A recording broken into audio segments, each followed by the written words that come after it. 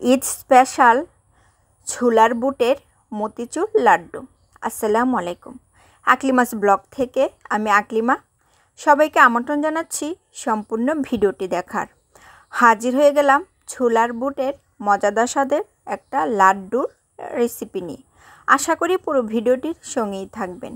এখানে আমি নিয়েছি ছোলার বুট, আর নিয়েছি চিনি আর অল্প একটু গুঁড়া দুধ।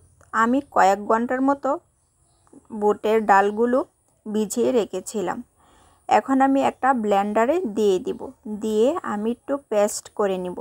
এখানে পেস্ট করে নিয়েছি, আর খুব বেশি পেস্ট করব না, এত বেশি মিহি করলে আবার লাড্ডুটা বানাতে বেশি ভালো হবে না। আমি হাফ করে পেস্ট করে নিচ্ছি।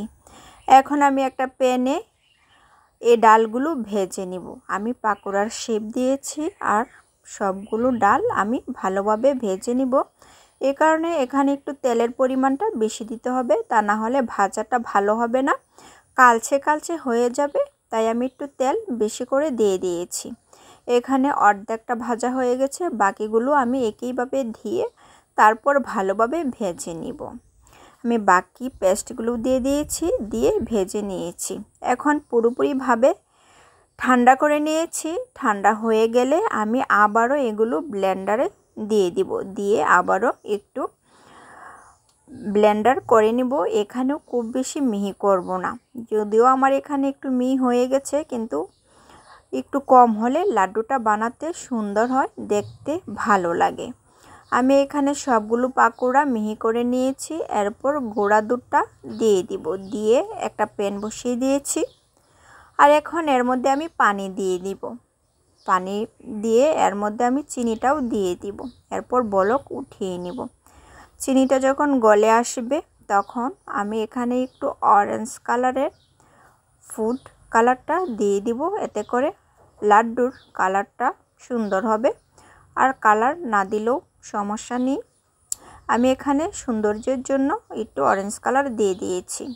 এই পর্যায়ে আমি গুঁড়া করে রাখা ডালগুলো দিয়ে দিব। এখানে আমি সবটা ডাল দিয়ে দিয়েছি, দিয়ে নেড়ে ছেড়ে দিব। এখানে আমি একটা পারফেক্ট খামি বানিয়ে নিব। এখানে বলক উঠে এসেছে। যখন পানিটা শুকিয়ে যাবে আর খামিটা দলা পেকে যাবে, তখন আমি নামিয়ে নিব। আমি এখানে একটু ঘি দিয়ে দিচ্ছি, এতে করে একটা ফ্লেভার আসবে, লাড্ডুর ফ্লেভারটা ভালো হবে, তাই অল্প পরিমাণে ঘি দিয়ে দিয়েছি। এখানে পানিটা অনেকটা শুকিয়ে গেছে। যখন আরও ভালোভাবে শুকাবে আর খামিরটা যখন দলা পেকে আসবে, তখন বুঝবো যে আমার খামিরটা পারফেক্টভাবে তৈরি হয়ে গেছে।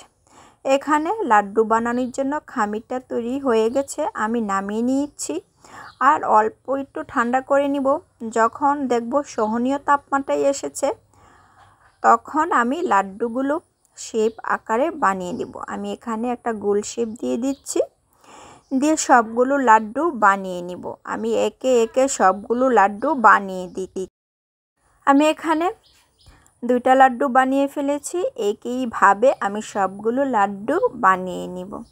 এখানে লাড্ডুগুলো বানানো হয়ে গেছে, আর সৌন্দর্যের জন্য আমি এখানে কিছু কিশমিশ দিয়ে দিব।